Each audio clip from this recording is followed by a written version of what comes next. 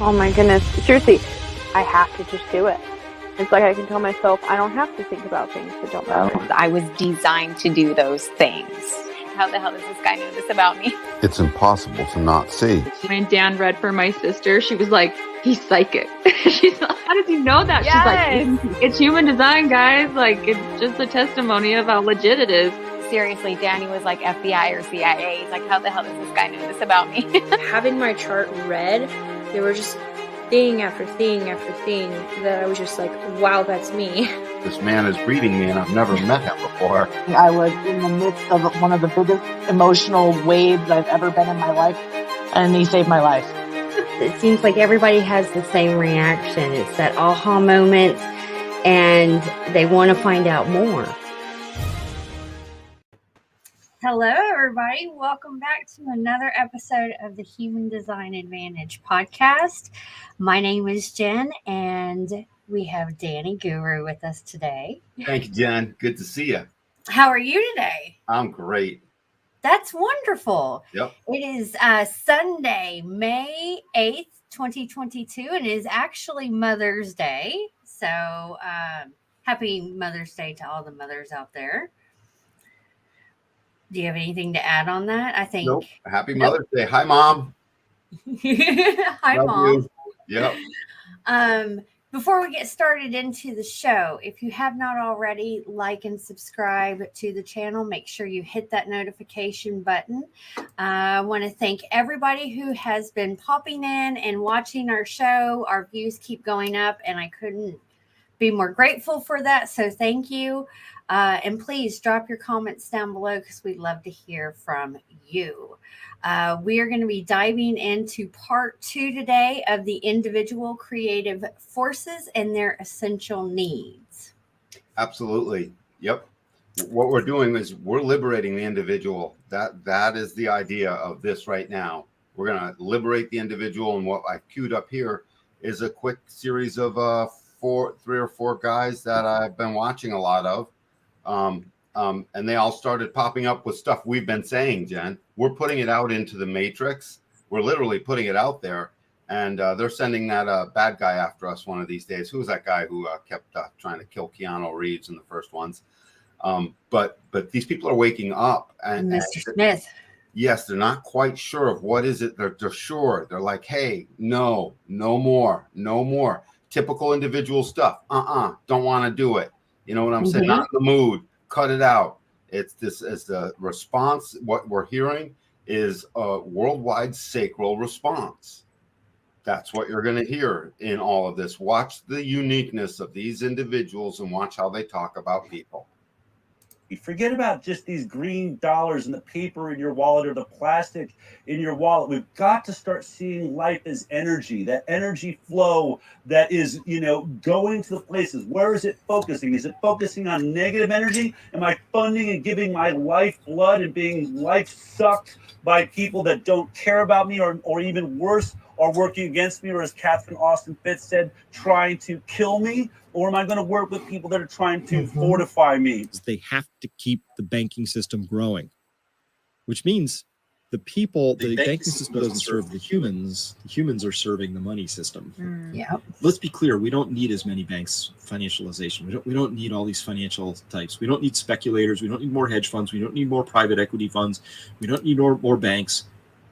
Humans, we do things and we don't know what. Yeah. Well, of course, love always wins. So we just need the individual to say no to the machine. And well, then, it is starting to happen. Humans are a really rich tapestry of all kinds of craziness. Wow. It's nuts, right? The human condition is really complex. Yeah, shouldn't stereotype. It's wild. Yeah. There's no amount of money or fame that can buy my opinion or make me go against my principles. There's no amount of pressure that can break my integrity. There's nothing in this world I need that I don't already have. Life itself is the fundamental gift. Everything else is just a bonus. That is freedom. Your ability to create and manifest what you want is phenomenal. You are the creator in many ways. Love that. We are the creator in many, many ways. We are the creator. Well, You said it right at the beginning. What we're doing here, we're putting it out there in the etheric, and that's how we're manifesting. That's how we're shifting. We're actually adding it to the collective, and we're starting to see things roll out. And Jennifer, this stuff has been showing up just in the past week. So we've been doing this now for 10 weeks, and we've been it doesn't matter that we're not the size of Joe Rogan. It's irrelevant. We're pinging the matrix. We're daring them is what we're doing, and people are starting to get it. So what you saw there were people's individual, their empowered individual ways saying, no more. I'm not going to do it. Mm-hmm. This isn't good. But look, they're still grasping for the concepts that make it all happen. You know, we can't sort of do this, sort of do that. You know, we don't need this many banks. I love Chris Martinson. He's one of my favorites. Yes. Yeah, I like him. And that guy with the straight face, you don't own me. You can't buy me. That is the individual way. That is, you can go pound sand, you know, and that's that. So it's because all of this beautiful individual definition in our body graph. Don't forget, guys, we are still an imprint. It does not matter where or when you are imprinted, you're made perfect. And every being has individual definition or gates in their body graph. And these things are all showing up. And then there's something about our body graph, our individuality, that still keeps us out of the fray, as if our uniqueness is too unique. I don't know quite how to say that, but I think I just said it. So if our uniqueness, say it again. I think you said it. Our uniqueness is too unique. It's too unique. And so it's easy to bulldoze over if you're the collective, you know, a lot of people don't know what their uniqueness is. They really don't. And thank you for that segue. Actually, it's going to bring us nicely into the next two slides. Wonderful. Yep. So a lot of people don't know what their uniqueness is. What we're looking at is last episode, I pointed out how this is the individual circuitry. So remember, there's circuitry in the body graph. We covered that in season 1. And this is the inside circuitry, and it's all individual in nature. And notice it touches every center. It literally pours through every single center. None of the other circuitries do that. Our individuality is meant to touch every aspect of humanity. The other circuitries are not.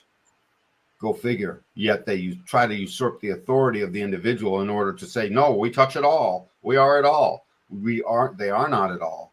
We are it all. You, me, and the people watching. That's what they don't want you to know. That's what they don't want us to know. And I forgot, what was the statement you just said before? That was a nice segue. It was perfect. People don't know what their own uniqueness is. Right. Their own uniqueness is shrouded and covered, and that empowerment and self-empowerment that is this uniqueness. Self-empowerment is the need to survive. When you have self-empowerment definition, that's called integration. It's not on this picture, but it's shown in the middle chart. And you have integration. You are self-empowered to survive. Always survive everything. Survive the moment. Your behavior is right. Your behavior is empowered to be correct and know in the now that it is itself. That's integration. And the rest of individuality rests on that. Self-empowerment is a very, very it's exactly what the word says. It seems selfish and self-absorbed to the other when you look at it in isolation, but holistically, it self-empowers itself, and therefore everything else is empowered. The rest of the individual definition in here is keynoted with straight up empowerment.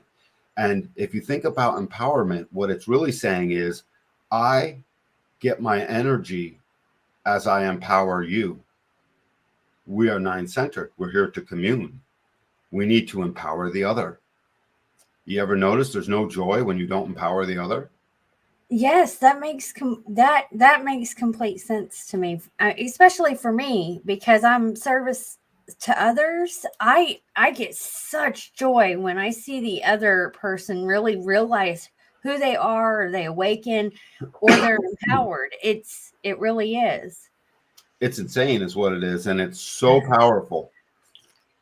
You see it a lot doing your readings. I've been doing them like mad. I mean, like I know you have. Yeah. Good luck keeping up over there.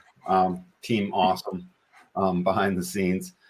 So yes, in this uniqueness, it gets shrouded because we have something that's inherent in our uniqueness. It's Mother's Day. I wish I would talk about something a little bit different, but we have to cover the subject. And so I honor my mother by covering the subject of what goes on with all of us so that we're here to be ourselves after my mom and dad are gone. And so this show's for you, Mom. If you slide to the next slide, you'll see what I mean. The gates of melancholy. Humanity's uniqueness is kept under wraps through our fear. I can do that on another episode. Our 20 gates of fear. Can we please? That's something that we really need to touch on. Absolutely. We can even bring it up next time. Okay, I'll write that down. And it strikes fear into us, and they like to strike fear into us, but they play on our emotions. Yes. Do they not? They ask us to make emotional decisions all the time inside of this matrix where they are trying. Yeah. Go ahead and finish, and I want to say something. What they're inside of the matrix, they're trying to use emotionality, which we're so inexperienced with. We're experienced with happiness. We're not experienced with sadness as a race. Like well experienced, where kids are so adaptive, they understand it. Adults have easy conversations about it. You know, sadness is, I mean, in Western societies, they try and give sadness a pill. Melancholy, sadness, depression. Depression really isn't even a thing. I know that's going to be hard for people to believe. It's an actually creative state. But what were you going to say? I was going to say the note on fear, that is exactly how they've kept us enslaved, is by hitting us on our fear and detaching us from what our emotions are. And when I went on this journey, even before I came across human design has helped me accelerate, but it's not knowing what your emotions are. This really allowed me to be the observer more. Once I realized what emotions were and I put human design in it, I can, when those emotions arise, and I'm an emotional being, I try to get into the passenger as much as possible.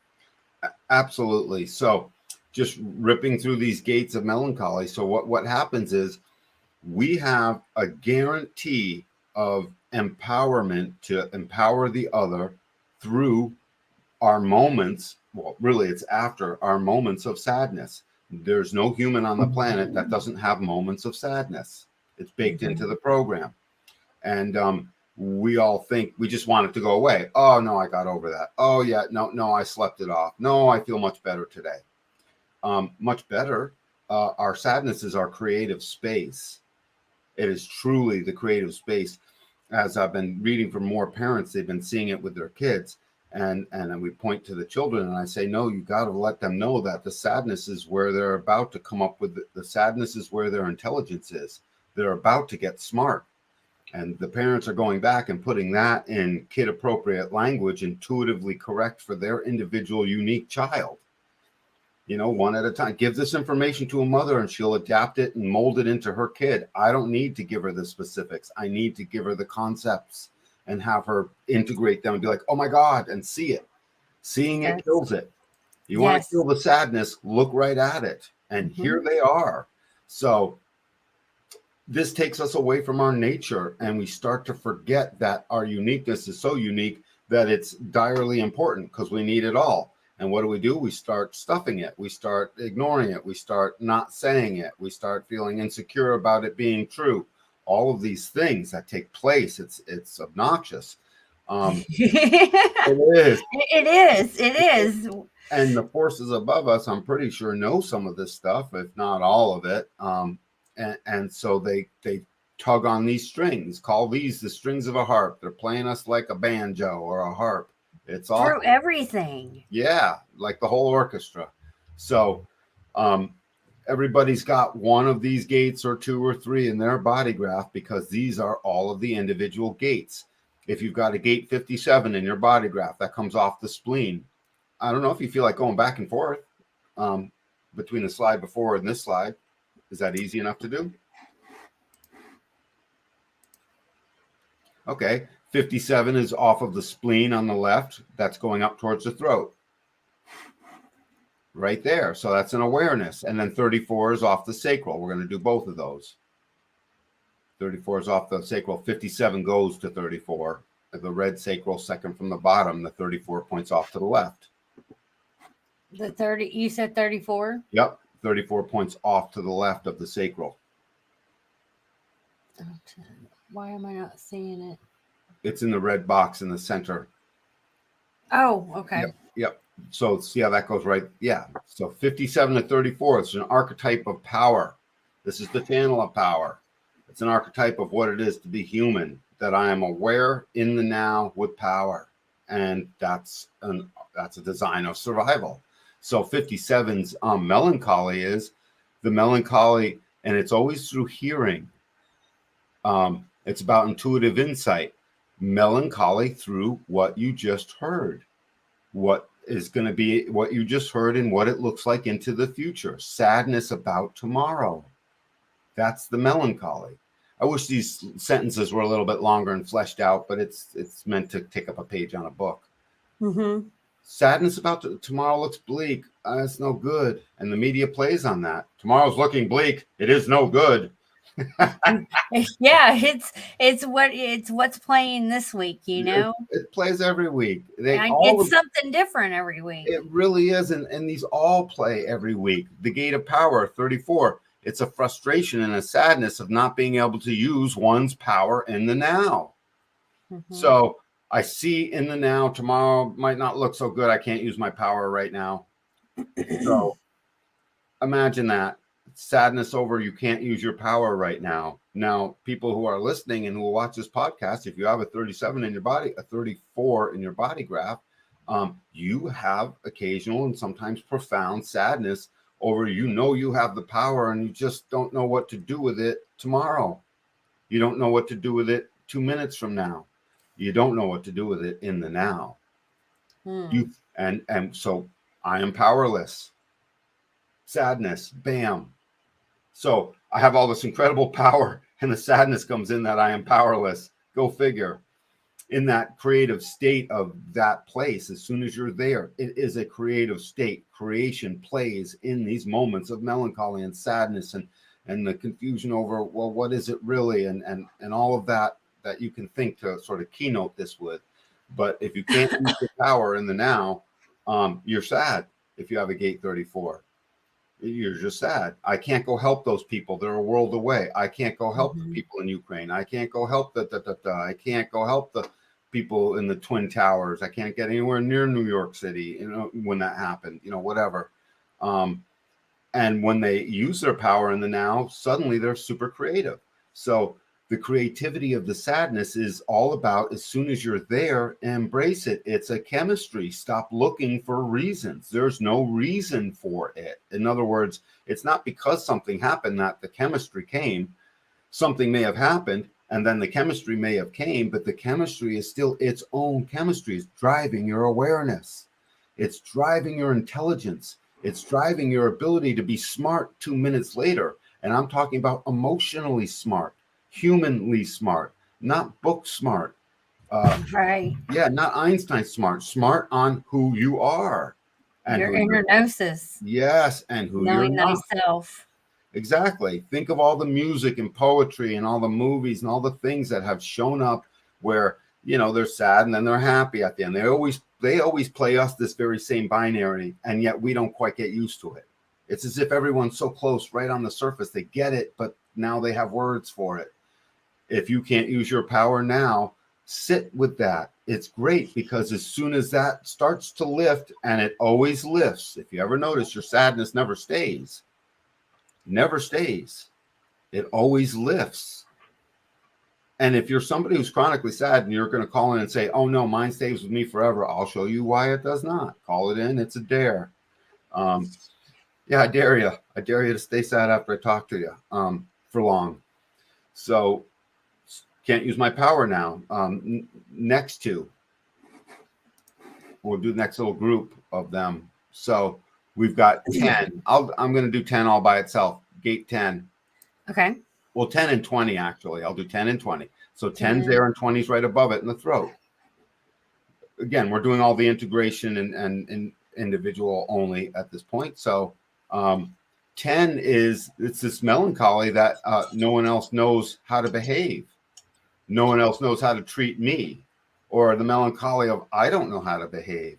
Or my behavior is not getting me where I need to be. It's just because gate 10 is the gate of behavior. Our behavior in the now is how we survive. If you bring a loud radio into a thick jungle, something's going to eat you. You know, you might want to go in a little quieter with, you know, and not as if it's a keg party or something. You know, or a bear is going to find you and come, you know, get out of my woods. So that's behavior. Our behavior is always perfected in the now through the power of gate 34, the intuitive clarity of 57, and the now of 27. It all empowers our behavior. And the sadness comes when I don't know how to behave and I'm sad about the other's behavior. They don't love me enough. They're bad. They're good to that person, but they're not good to me. The behavior of people makes us sad quickly. Someone's talking to someone and they talk to someone a little bit too long and you realize you couldn't get your own uniqueness out. And then they never really look back at you to acknowledge your existence. And then they move on. The conversation moves on. You're sad. You didn't like that behavior. That behavior didn't acknowledge you in that instance. It's very mundane stuff. It's minute. It could pass you by in a blink of an eye and you didn't recognize it. Most people don't. Right. So start seeing it, peeps. Start seeing it. Mindfulness. You love yourself so much that your chemistry is willing to give you sadness to prove it to you. Go figure on that. Repeat that again. You love yourself so much that your sadness is willing to give you melancholy, is willing to give you that your chemistry is able to give you the sadness that proves it. I can never say it again. The second time is good. It's okay. That's going to be a quote. Yeah. All right. Yeah. It's a good one because the chemistry knows. It says, oh, you know what? You need to become a little more aware. We're giving you a chemistry. And if you don't give it a reason, if you don't try to give it a name like it's sad or bad or not so good, if you don't try and blame anyone for it, it's your fault, it's my fault. And as long as you don't put any of that mental BS into what it is and just say, oh, I was delivered a chemistry. No different than I cut my finger and the chemistry made my blood clot. You know, you don't sit there and like ponder what the hell that was. You realize your blood made, you know, the cut clotted and so it stopped bleeding. That's a chemistry. That's the chemistry of the cells right there at that spot, doing what they're supposed to do. Our body has a holistic chemistry, and it is keynoted with, much of it is keynoted with these individual gates. These are the specific gates of melancholy that bring us to the place where we become aware of how smart we really are. So as soon as that person didn't behave right, we may be sad. We may even take that home. What if you hold on to it all night and you're you know, you're obsessing over it and you talk to your partner about it. And the next thing you know, the next morning comes and you realize, you know what, that guy didn't, they weren't right for me. And suddenly you realize once again, their behavior wasn't right. Yours is. And then you even can go as far as it's not their fault. They weren't bad, but I'm definitely not bad. I'm good. And bam, self-love and awareness just showed up. And you don't even give it that credit out there. You don't give the credit of every time you get over your sadness. It's the proof that you love yourself. Every time the sadness goes, there's your proof that you love yourself. It's a chemistry and it's designed into us. Now, you know, gate 20's sadness. The melancholy of gate 20 is the melancholy that is another one about right now. Yep. Right there off the throat. And gate 20 is discomfort with the world as it is now. Oh, wow. And they hit us with that. They hit us with this all these things. The news hits us with all of this stuff like inside of just 2 or 3 sentences sometimes. One story can hold almost all of these that they like pluck at. The little heart, they're always plucking at the string. Oh, yes. Yeah, like poking the bear. Playing Deliverance on the banjo is what they're playing. Yes, perfect. That's a perfect analogy. Yep. So it's discomfort over the world and sadness and or melancholy over what is right now. So I can't use my power. When? Right now. That behavior in that moment, that was no good. When? Right now. What I'm hearing is awful. When? Right now. So my right now doesn't look so good. Melancholy here, you can see a person just wanting to go back to sleep. Just go back to sleep. Maybe it'll be better when I wake up. So, Yeah. I mean, you know, I can find a bunch of gate 20s that will say, you know what, I'm depressed and I sleep too long. I just sleep. So I'll see a gate 20 in their body graph, or I'll see emotional channels and other things. But this is one of the effects of that. There's no reason you don't go ahead and apply mental thinking to the process. You allow the process to unfold of the sadness and the chemistry that shows up, and suddenly it only lasts a few minutes. After you do this long enough, you'll realize that sadness doesn't last very long. It lasts just long enough to make you be smarter, more creative, more self-aware, stronger, better. It's like this, now you're the $6 million man again. So that's the sadness of gate 20. And you can't apply a reason to it. Let's do 51 and 25. That's off of the G center going into the ego. 25, this is a channel of initiation. I have half of this channel. You got this channel, Jen. And 25 is innocence. And 51 is the warrior. The warrior is always leaping into their love of their own innocence. I mean, we think it's brave in this and that, but really when they leap, they feel like they're going to live. It's an innocence that is like a child. It's the love of all things. And the melancholy of gate 51, the warrior. Do you see it there? Yeah. Yes. So it's the melancholy over the lack of anything new. Nothing's exciting. It's not exciting enough. The warrior likes it exciting.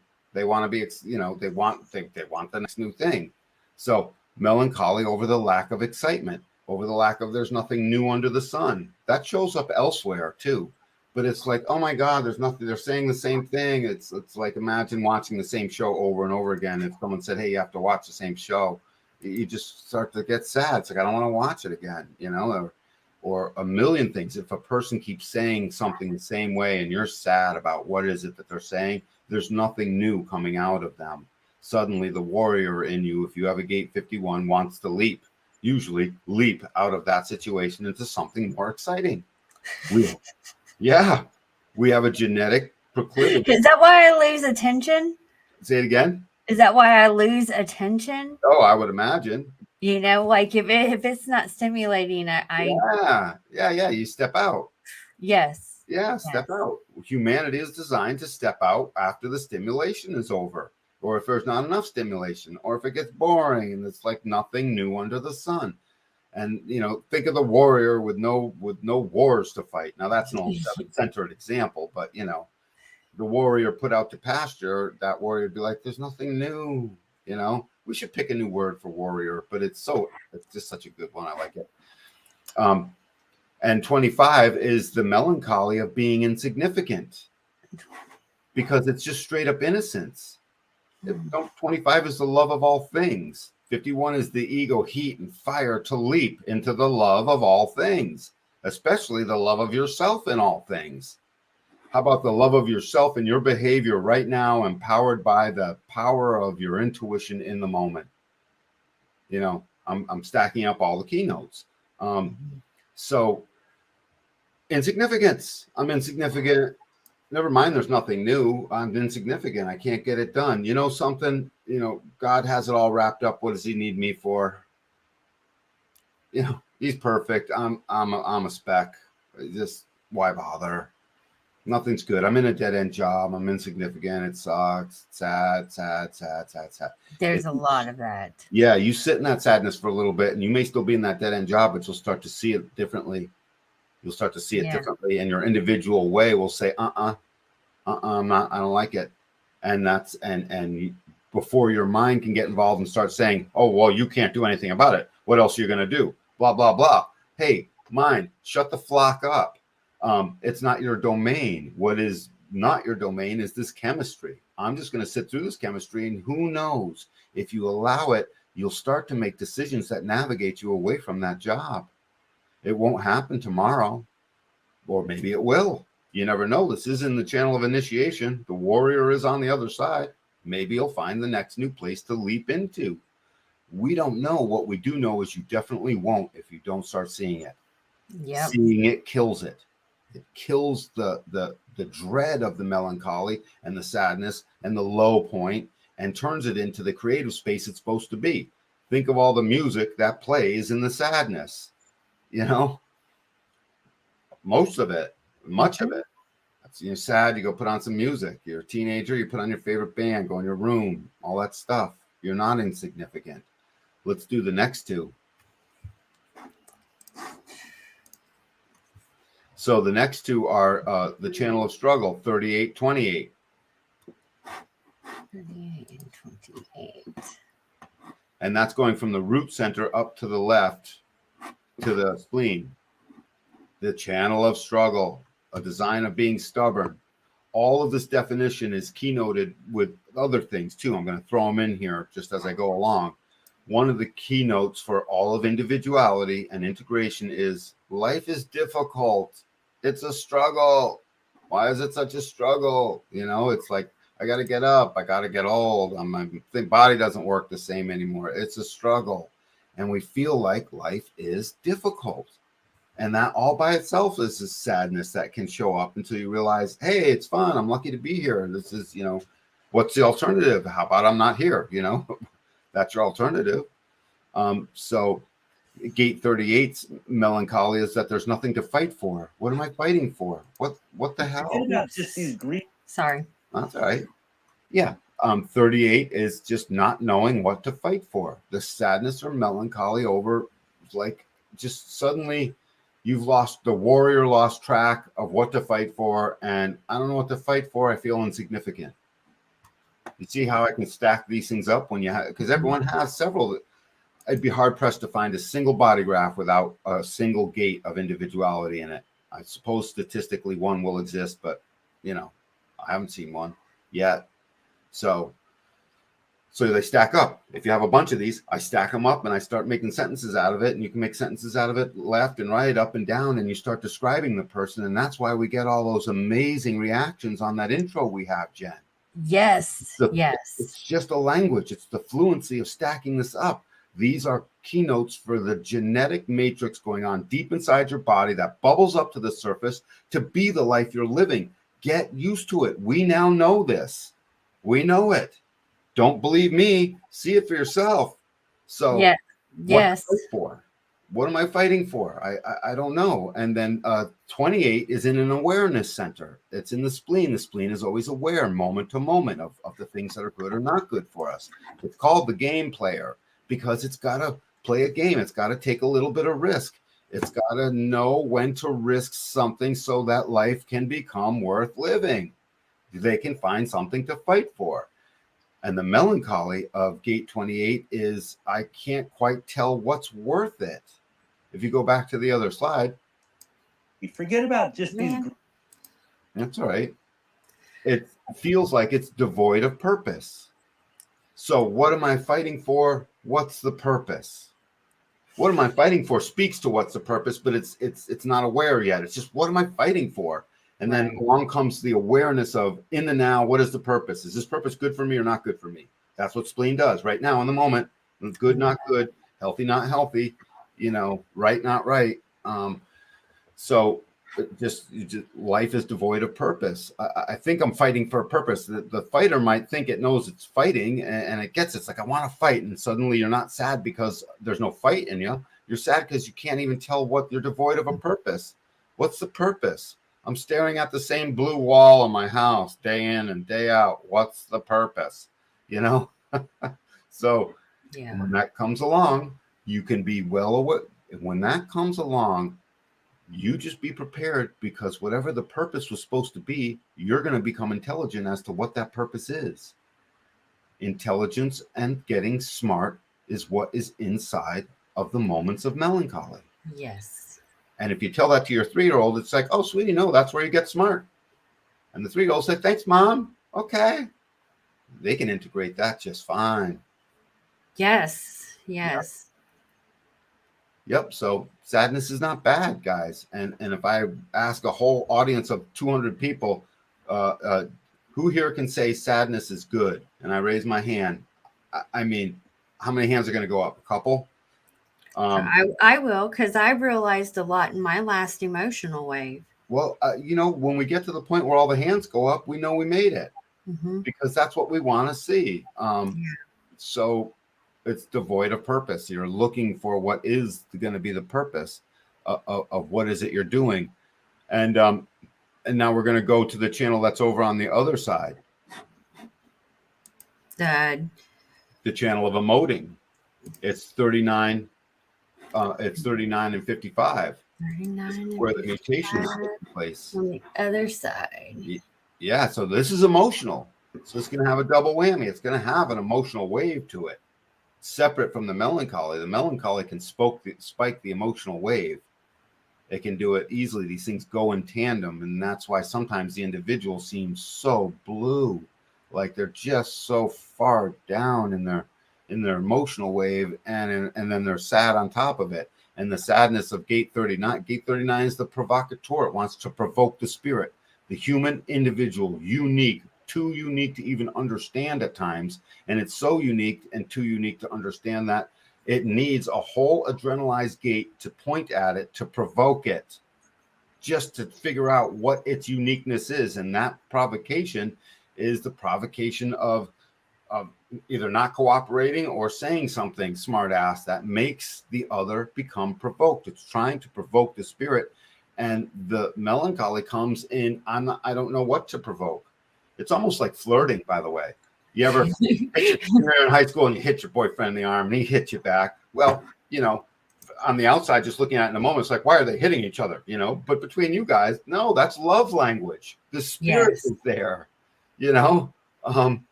So so suddenly you know what to provoke. You elbow the guy, and it's like, oh no, he elbows you back. You guys are provoking each other. You're provoking the spirit, and that spirit will ultimately, hopefully, to the two beings there, lead to some kind of union, some kind of passion, something that gives meaning to the spirit of life. The spirit is something we can't quantify. Each person that has this Gate 55, the next one, the one up from it, Gate 55. Is they are developing the emotional spirit and the emotional spirit intelligence of what we are. And that spirit, Gate 55, it's the fear of emptiness, and it's the melancholy over emptiness. And here's where a lot of eating disorders are, because the emptiness is trying to be filled up. We take 100 eating disorder people, we will find 40 to 50 Gate 55s and Gate 39s. That's amazing. Yep. We'll find half of them have a 55 or a 39. So wait, a quick question on that. When they do have an eating disorder, is that like just a chemistry thing that starts? Well, or? It's a chemistry, and the mind tries to say, let's do this. Oh, that didn't work. Let me give you a new plan. Oh, let me give you a new truth. Oh, I thought up something new. Maybe it's because of this. Maybe it's because of that. When we needed to simply get to the kid early and say, oh, no, say just the mantra in the beginning, the thing, it's like, it's not so much sadness, sweetie, you would say to your kid. That's where you get smart. Your power comes out in creative ways after the sadness, even during it. During the sadness, you start coloring and drawing something. Before you know, you're not sad, you're drawing when you're a teenager or a kid or something. You're building your Lego set, your Lincoln Logs, you're making a card house because you were sad. And the next thing you know, it's your greatest creation. Sadness leads to creation, period. Now, if you look at it that way, it's not so bad. It's sort of like, oh, not my favorite tasting fruit, but I know it's good for me. So you chew it down. How bad was it really? Wash it down, a little bit of water, some OJ. It's over. That's how to look at this stuff. Not, oh my God, I'm way down with emptiness. And in the emptiness, we try and fill it. And the easiest way to fill that quickly is with drugs, alcohol, and food. Yeah. The drugs and alcohol kill it, and the food tries to make it feel full. It's trying to fill up the spirit. It's something we can do to ourselves. Cutting. Kids that cut. you'll see But- that, all of that here. Addictions and all that would be in All this. of it. Well, sure. Oh, yeah. Addictions. Plenty of addictions will happen on the integration side because the addictions just dull the super powerful right now of integration. It's so powerfully right now that if you have persistent sadness there and you keep making up reasons for it, then yeah, you could easily go to drugs and alcohol to stop the now. I have 55. Gate Yeah. 55. Well, yeah, in this case, so going to gate 55, we would see that emptiness. It's just empty. Spirit emptiness. My spirit is not full. My cup does not run over. My cup is empty. I feel empty. How do you feel? I feel empty. People come along and they ask the question, and it's just in the ignorance that they ask this question. What's the matter? Yeah. Okay, well, that just pressured the not self of the being to come up with a reason to point at something. That's a good point, Dan. Just language, man. Oops. It's like all the times we forget to ask the generator in yes, no format. Yes. You know, the missus will come up and she say, I asked my generator husband, how come he doesn't want to go to the blah, blah, blah, blah, blah. And I was like, you just asked him like what a correspondent would ask the president. That was a 3-part question and none of it was yes, no, you know, or a person asking about it. They can't know until they're asked the right way. And it's the same way with all of this stuff. It is a great point, is the point. So let's do the next two. Okay. 2212. Dun, dun, dun. And that, you know where that one is? That's going from the solar plex up to the throat. Again, Yeah. it's since it's attached to the, it's right up that same stream of awareness, that stream of emoting that goes from the streams of awareness we covered. So from 59 and 39 in the root, all the way down where that black is touching right there, all the way up to the throat. That is a stream of awareness. 4 gates to a stream of awareness. You can rely on it. This is the stream of individual emotiveness or openness. It's either open or closed to being social. Design of a social being. And gate 22's melancholy is that there's nothing worth listening to. They keep talking. My boyfriend just keeps saying the same thing. They want to watch the same movies. They keep playing Xbox. There's nothing worth saying. They're not saying anything worth saying. I can't say anything worth saying. I don't want to listen to this anymore. I don't want to be here. Life is why is life so difficult? How come I can't find the romance I'm looking for? What my spirit is emptying out before my eyes. I don't even know how to provoke this dumb who just won't pay any, not even worth listening to. And suddenly now it's the dum's fault. Boy or girl, whoever's stuck on the Xbox who won't stop playing the video game for 2 days in a row. It's not their fault that you have that chemistry. Them being there is part of that. The chemistry showed up. It's still not their fault. The chemistry showed up to make you smart, give you your strength, put the love back into the love of yourself. It's there to give you these superpowers. Sadness is a superpower. It's where you become creative. So, and you can't know any of this stuff without really entering the experiment. Back to the very beginning. You got to enter the experiment and start following your strategy and authority. You've got to know Witnessing it. Your type, strategy, and authority. There's no substitute for the foundation of it all. If I give someone their strategy and authority and don't ever talk to them again, if it went in, their whole life has changed. If I never see them again and it took 10 minutes to simply say it, maybe I impacted them in a moment that they were especially open and their gate 22 said, this is worth hearing. This is worth hearing. And suddenly their melancholy left and I gave them something worth hearing. Their whole life has changed. Whether I ever get back to them or not, it won't matter. They can't undo the things that the individual sees in the now. It all goes in. Yeah. Now is where the individual lives. Now is where life appears to be difficult. And these melancholies keep showing us, they rip around the body graph and show us all the ways in which it can happen. So nothing worth hearing, nothing worth listening to. You all suck. Gate 12 is very similar. It's a mirror to that. And it's the gate of caution. It's the individual gate that wants to articulate. It's a manifesting gate. It's what makes the manifestation happen from that whole stream of awareness that leads to the manifestation. And gate 12 is the melancholy, that there's really nothing worth telling anybody. There's nothing worth saying. You know what? There's nothing worth, you guys aren't saying anything I want to listen to, and I've got nothing worthwhile to say. I got nothing to say. You're boring me. This is no good. It's no good for me. And then you walk over to the next person, they do the exact same thing. This is no good. And then by the end of the party, no one had anything worth saying or anything worth listening to, and you got nothing to say. They're sad. It's like, this was no fun. Why was I wasting my whole night? And get sad about that. In a relationship, when you get to the point to where you don't feel like there's anything worth saying, the melancholy is profound. It's very profound because this is a manifesting gate. It wants to do. We all know what the manifestor does. And the individual gates off of the throat center are manifesting. They manifest stuff. So if you can't manifest, that's sad. You're being held back. It's like the dog being held back. It's just, because over and over and over, I don't feel like it. Suddenly it's like, I know I can or not. And you run into so much or not that you don't know you can anymore. Sadness over not knowing you even can anymore, because you can't manifest, because there's nothing worth articulating. There's nothing worth saying. Everywhere I go, everyone's wearing a mask and they're all talking about the jab and how psyched they are and the dance they did afterwards and all the Facebook posts they made and all the babies they stuck with the jab. And they're all so excited about it. And I'm sitting there, I got nothing. There's nothing worse. I can't. And I get sad. I have a gate 12. I get sad. And part of that sadness turns a little bit angry and frustrated because I want to articulate, but I got nothing to say. And in that moment, I get so sad. There's nothing worth saying. That's the melancholy of gate 12.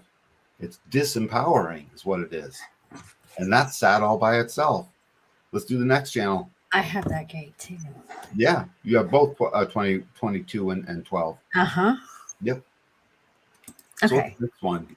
I love this one. 6124. 61 and 24. Channel of awareness. It's at the top of the body graph. Dun, dun, right here.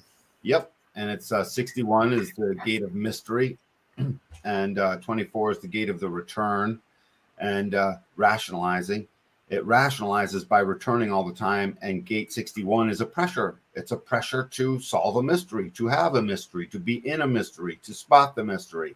And the melancholy over 61 is the lack of the inspiration of something that's mysterious, something new. Again, all individuality is about newness, uniqueness, newness, empowerment, self-empowerment. It's me. I'm so incredibly unique that there's only one. How can anyone possibly understand me? The world doesn't get me. How often do we hear that? The world doesn't get me. A lot. Yeah, of course the world doesn't get you. You're not being yourself. You need to get you first. You get you first by following your strategy and authority, and then the world's going to get you. And the part of the world that doesn't get you starts to wash out, and they stop giving you the resistance so that the part of the world that loves you can come back in or come in the first place. Yep. Nature abhors a void. They don't want it. Nature does not like a void. And if you allow yourself to become devoid of the negative forces by finding out who you are through this process, I can promise you the right forces will come in. That's how it works. And we attract it all the time. So, and go figure, it's baked into us in our genome. We're empowered by it. Yep. So go back to the other slide, and 61's sadness is the melancholy over the, not just the lack of inspiration, but just the lack of inspiration. It's like, it feels like a pressure to nowhere is what it feels like, because it's a pressure center. And suddenly you're under pressure to that, in the recognition that there's no new inspiration, nothing new. I play the piano. Sometimes I play the same piece over and over again. By the time I'm really done, I'm starting to feel like there's nothing. What else is there? But I played it so much that my fingers aren't adept to playing the next piece of music, and I can't really retool. And I sometimes, after playing for hours, I have the ability to sit down for a moment and be sad. because I'm like, oh, it's all played out. There's nothing, there's nothing new. I'm insignificant. Gate 25, I'm insignificant. Gate 12, I don't feel like doing it anymore. Do, not do, manifest it. All the other power. My gate 34 I'm not powerful enough to play the next piece of music. My fingers are all tuned into playing this. In fact, they're a little bit bloody and sore from having played for 2 hours. They hurt. My knuckles hurt, whatever. And gate 24, the sadness there is the sadness over there's too much returning to too many things. There's literally just too much noise in my head. There's no inner silence. So gate 61 can't come up with the mystery. Gate 24 is trying to return to the mystery that's not there. And it gets noisy and noisy and noisy. And it tries to provoke the mystery to come back so it has something to return to and rationalize, make a rational sense out of, which ultimately turns into a concept. But before it does, gate 24 is returning over and over again. And all it really wants is inner silence. It wants the return to sort of be solved already. So the melancholy is on gate 24 is just this melancholy over there's no resolution and therefore no inner silence. I can't resolve the mystery that's not there, or the mystery that's there is not solvable. And I keep going back to it over and over again because my mind says I need to solve it, rather than I'm a generator. And if I were asked, hey, do you want to keep solving that? Oh, hey, Dan, that's what's true, Oh, it is. Wow, cool, thanks. I'm all better now. Let's go to the next one, which is stay here. It's 40. Yep, 4323. It's the channel right down. We're going to go straight down this whole power column, and we'll be done. 4323. These are the melancholies. They're all profound. The melancholies here. Gate insight is this melancholy over inefficiency, and it's not just inefficiency of the other, because this person isn't necessarily a taskmaster. It's the inefficiency inside your own head that can't bust out with the insight. Remember, right above it, we were just under pressure with the mystery returning over and over again. You can't get any silence, can't get any peace, and suddenly you have peace because the insight showed up. And you're ready to break through with it. And it's this need to break through and the sadness that you can't break through. Your system isn't working efficiently enough. There's no efficiency to the method of which I'm even going to say this. How am I going to explain this to this person? I haven't put it in an efficient order in which I can even say it. It's too much sadness. I can't break through. And the thing is, the individual, and you know this, Jen, too, the individual knows that they know they knew it. Just like those 4 guys talking in the beginning, 4 or 5 guys talking, they weren't quite able to necessarily put their finger on the exact what we're going to do next, per se, but they knew it. Did you see the individual conviction in their face? They weren't faking that. If I pull up a video of Bill Gates, he's just a giant fraud. He fakes everything. He's got to think about everything he's going to say. The poor guy's a mess. They all are. Those collective blank heads they're all beside themselves all the time, because they're always having to think up their truth and try to impose it upon us. They know it's not true. They know it's not true. It's exactly. They know it's not true. And if I could put them on trial for the lies they've told to themselves, off of their heads.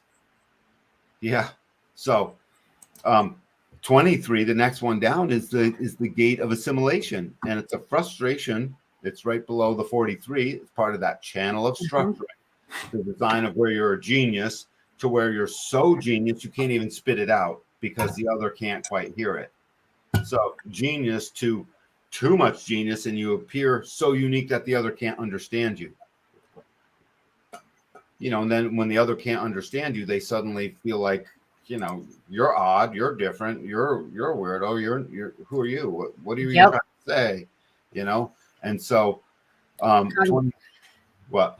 Cognitive dissonance. Yes, it becomes severe. So 23 ends up being the sadness over this frustration over not even being able to explain yourself clearly. So inside your head, you knew it. You well know you know, but you can't explain it.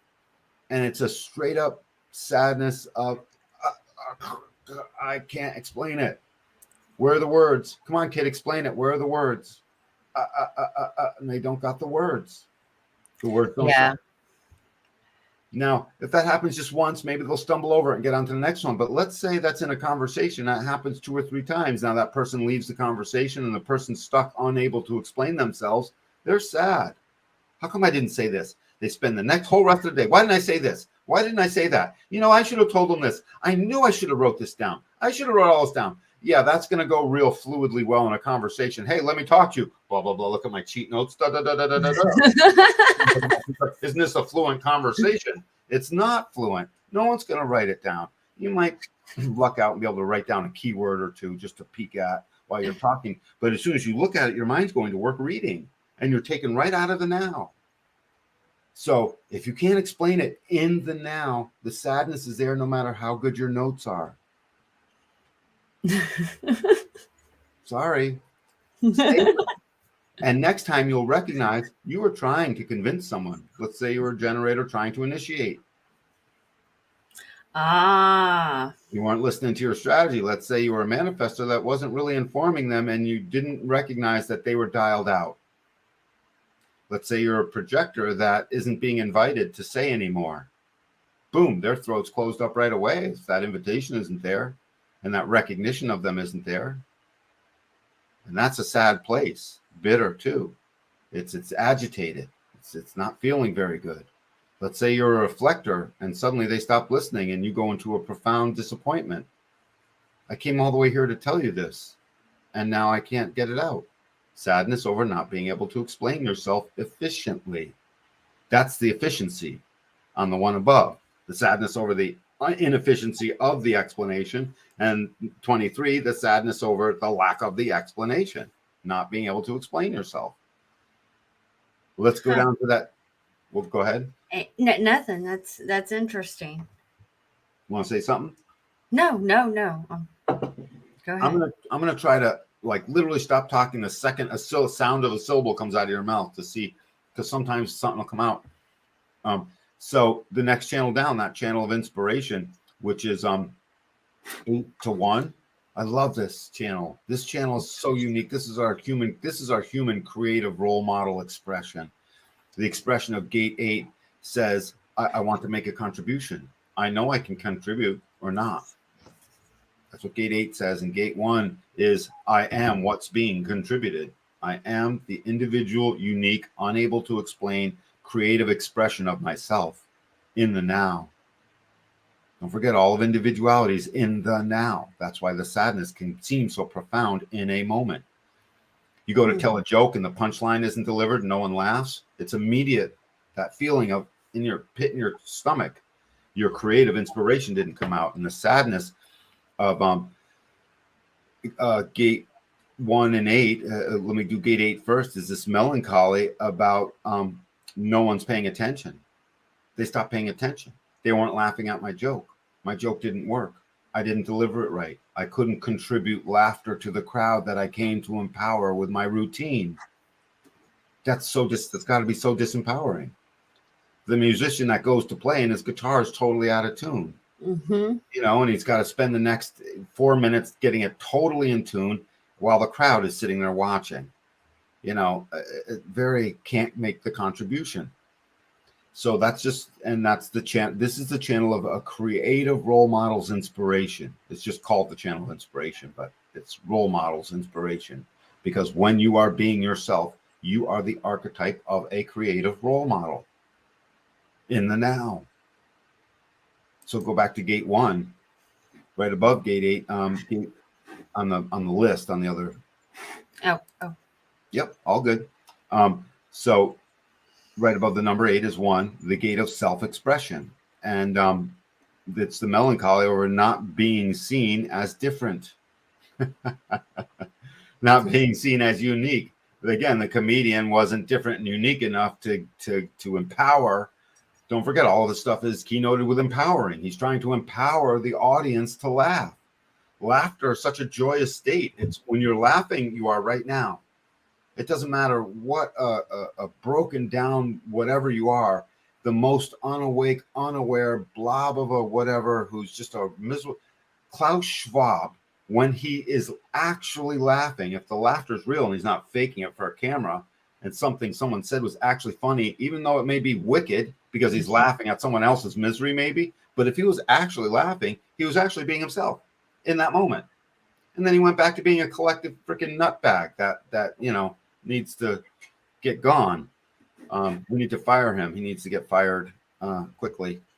So they're all fired, and we're going to fire them by waking up to this nature, guys. This is a conspiracy to awaken. I'm conspiring to awaken every individual out there that's listening. This is a clarion call. So let's wake the flock up. Over the lack of difference. I'm not different enough. Where's all my difference? I thought I was unique and different, but I'm the same as that other person and that other person and that other person. They all wear the same outfit today. I'm no longer unique and different. And sadness comes in over that. And it happens quickly because you can spot your lack of difference quickly. Let's do the channel that's right down below it. The channel of the 2 and 14. Yep, 2 and 14. This is great power to drive a direction. Gate 2 is the home of direction in the G center. It's actually where the magnetic monopole sets. It sits there holding our design and our personality crystals of consciousness together inside of this body in this illusion we call a life. This illusion that we're actually separate from it all. And we're not. We're all one thing. Part of a much larger whole. Everyone knows that. This illusion that we're separate from nature, for instance. I appear to be different than the blade of grass out in my yard, but you stand back far enough, a few billion kilometers, and me and the blade of grass look like the same thing. So, and so 14 has got this amazing power to empower a direction. It's the power to empower. And what is it empowering? The aesthetic beauty of where we always want our direction to be. We always want our direction to be in a direction that is aesthetically pleasing. And we go to great lengths for that. Great lengths. And in that, it drives love. It drives creative expression. It's not that we just need the prettiest gold watch. That's not it, although that is part of it. But I mean, just the beauty of a reunion. The beauty of watching somebody watch their loved one get off a plane they haven't seen for a month, and they run up to them. There's beauty abounds. It's everywhere. The beauty that makes a tear come to your eye. The beauty that's on and on. You can fill in your own examples for that. So Gate 14 is so unhappy. It is so unhappy when it's got this melancholy over having to work or not, and not having the right work. So it's off the sacral, so that right work will always be a response. The sacral responds. So you can have the keynote of the center into it. 14 off of that sacral is a responder. So it responds to the right work. We're doing this podcast. Sometimes it's hard, Jen. Sometimes it's difficult. But we want to be here. So there's not a lot of melancholy about that we did this. We're not going to look back on this and have much melancholy over any of it. So, but when you don't have the right work, it's over the right work or not. It's just melancholy over even having to work. Sometimes we wake up in the morning, if we have a Gate 14 in our body graph, and we are generating out of our body is this melancholy that we got to go to work, even though we love the work.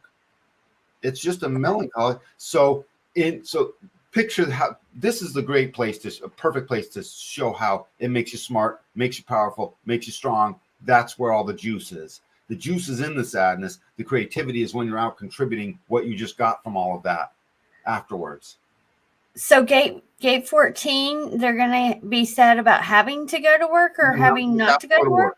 Yep. Even if they love their job, they'll wake up with a certain amount of melancholy over even having to go to work in the first place. Really? Because Gate 14 doesn't want to work. Because it knows once it goes to work, it's got all its sacral juices about to get used up in that day doing that work. There's no turning off the sacral. Remember, the sacral buzzes on, it sustains until it runs out of energy.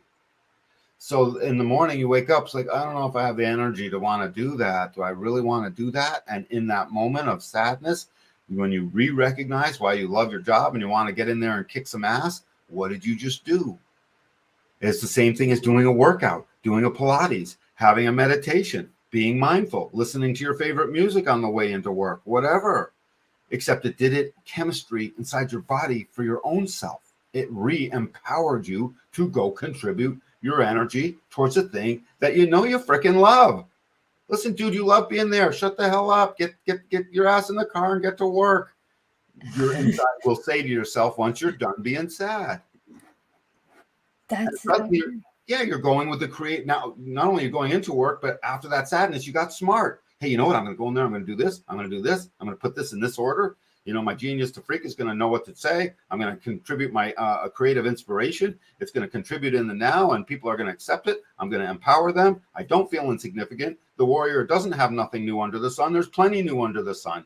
I'm not afraid of my right now. My right now is absolutely great. My behavior is great too. I'm driving down the road too fast. I hope I don't get a ticket, but I think it's good. And I know where I am right now, and I'm not afraid of tomorrow. And my power is being used well.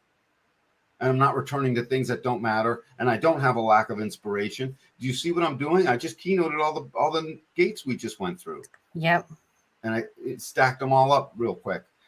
So that's 14, and gate 2 is that's a very particular one. Melancholy about it's right above 14, and this is stay here for a second. Gate 2 is the beginning of direction. If you look up from gate 2, you see gate 1, but to the left of it is a 7 and a 13 as well. These are expressive role model gates. This is about profiling. This is how I can tell what the being is going to be in the life. I can tell by the profile of their chart, a 3-5, a 2-4, a 5-1, a 6-3, whatever you got for a profile. I can tell from those profile numbers what your gate 10 behavior is going to be, what your gate 7 behavior is going to be, what your gate 1 behavior is going to be, what your gate 13 behavior is going to be. And it's all empowered by this power column 14-2. Whether you have it in your body graph or not, it's in the world. You don't have to have it in your body graph to have these characteristics that we can call out.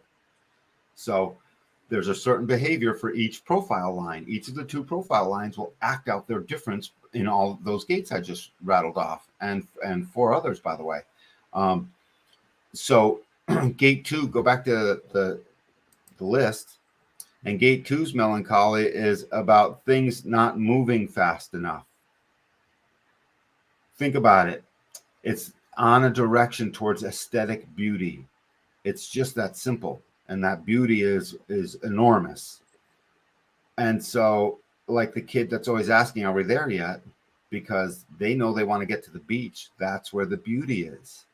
So they're asking, Mom and Dad, are we there yet? Are we there yet? Are we there? How much longer? How much longer? It's in a hurry. Sadness over things not moving fast enough. You and I could both have sadness in a moment that we don't have 10 million viewers yet, and we haven't changed the world yet, because that's a beautiful place. Mm-hmm. You know, and I have sadness over that sometimes. It shows up. Do you have that gate? Yeah, no, I don't have that gate, but it's in the world. Yes. You know, and so no, that won't be my most profound thing necessarily. My sadness shows up like regarding this show. I got all this power. I can tell everyone, give me a megaphone that's, you know, the size of Manhattan, and I'll inform the eastern third of the country, you know, all at once. I don't have the power to do that, but I do at the same time. I have the power to do that, but apparently I don't. So I get sad. So, and then in that sadness, I come back and do a show about sadness. Yeah, right. See how that works, guys? So it's just things not going fast enough. It's like I want to move along. Look at the joke of this channel. We covered this in episode 3 or 4 of last season's. Go back to the channel on the picture. There's 3 tantric channels in the body graph. This is one of them. Sadness over the power to be now, and the melancholy if things aren't moving fast enough.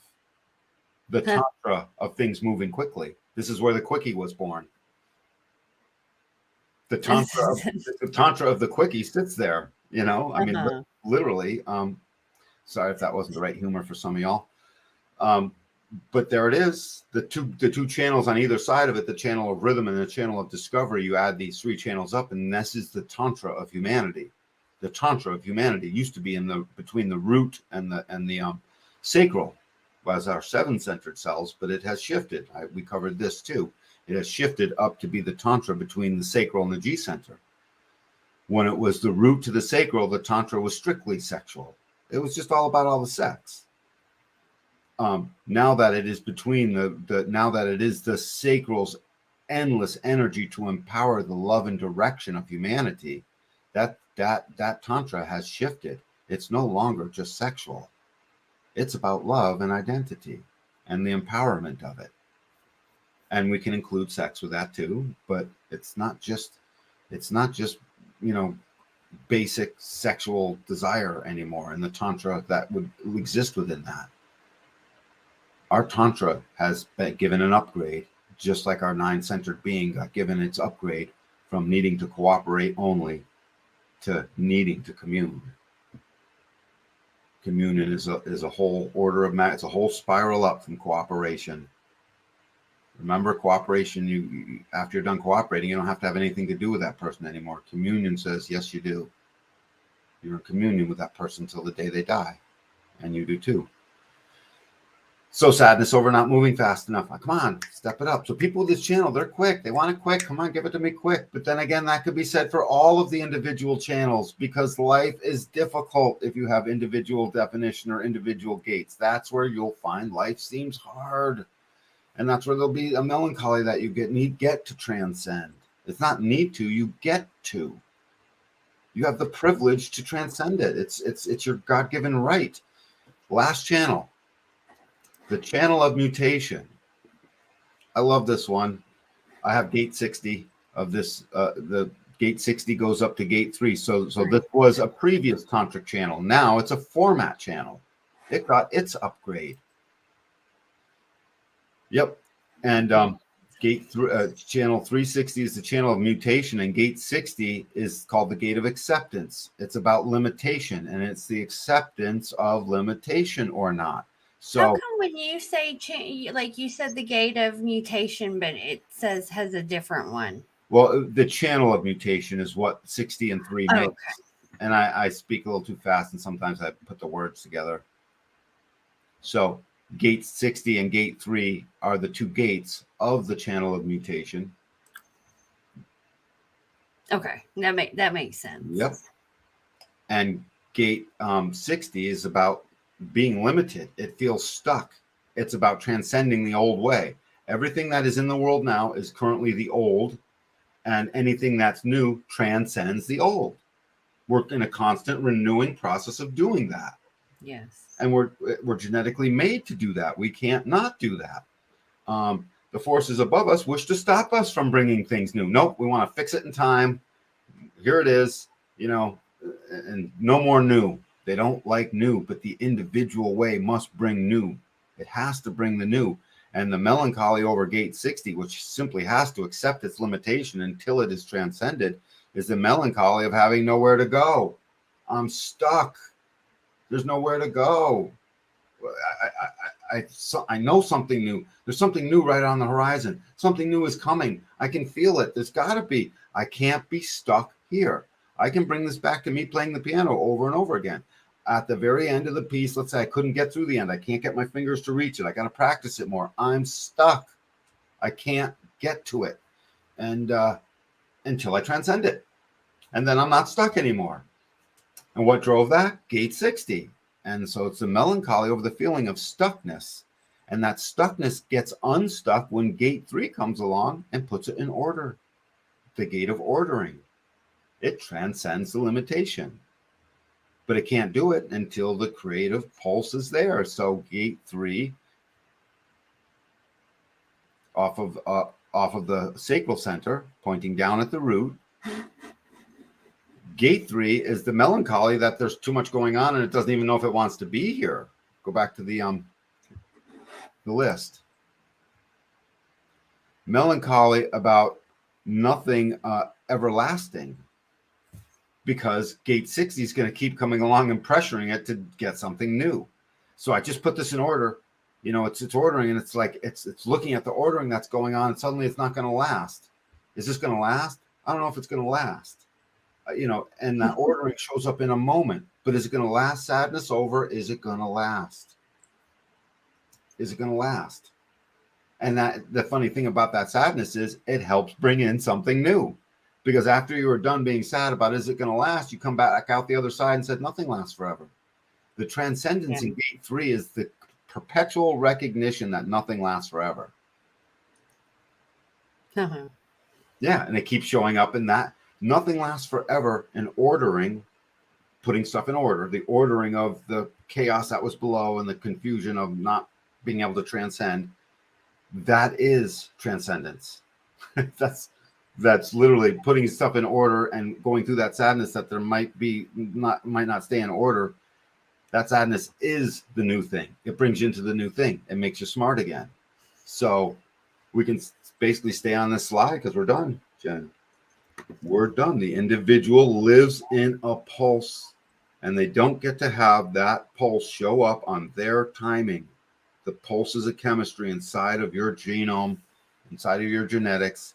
It comes to you after you've had your moment of sadness.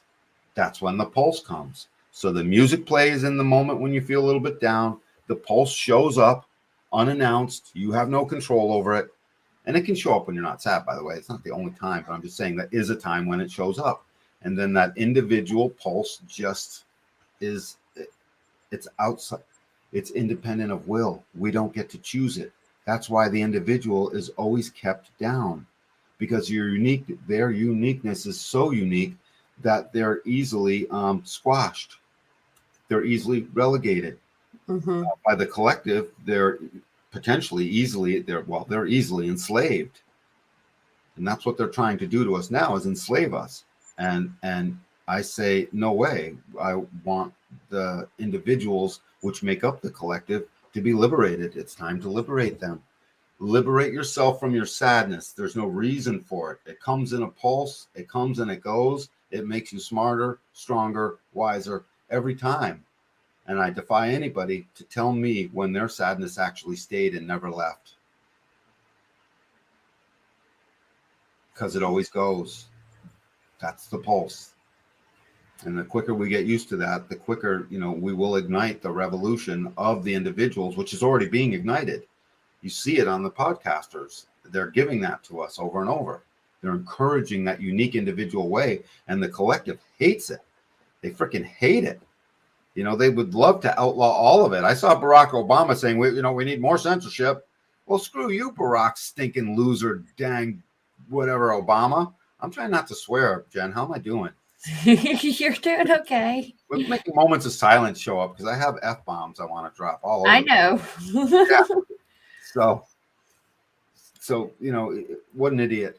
What a loser. I just can't even believe that anybody would care to silence the individual. Let it sing. If it gets messy for a little while, we'll organize it. Ordering will take place. The limitation will be transcended. The aesthetic beauty of where we're headed as humanity is already written into the cards as soon as you let it be. The creative role model will have its inspired contribution. And in that, humanity will be empowered. Shazam. I'm going to pay more attention to the melancholy. They're wonderful, yummy little spots. And as soon as they show up and you see it, it's like, oh, that's a melancholy. So is it different for emotional beings and non-emotional? It is. Being unemotional myself, I always end up having to get your feedback. It absolutely will be inside of the emotional channels because it's a melancholy that shows up with the potential of an emotional wave that might be going down. Like, hey, my spirit is not full. Would it trigger the emotional wave? Yes, absolutely. One. It's not that they must go hand in hand, but that they will often go hand in hand is a given. I figured they would. Yeah.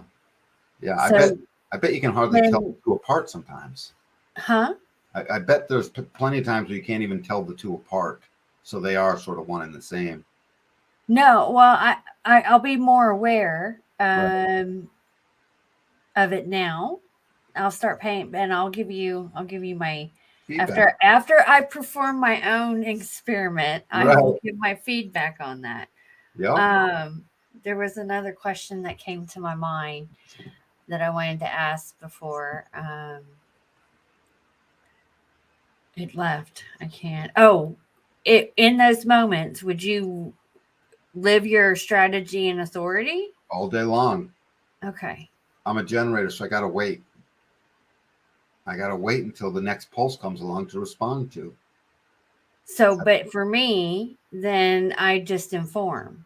Yeah, yep. You're informing. Well, in your manifestor way, if there's nothing to do, you end up waiting too. I mean, we are all waiting, but yeah, to the other, you would inform them. It's not Okay. you. There's nothing happening here, and there's nothing to see here. I'm in the middle of my thing.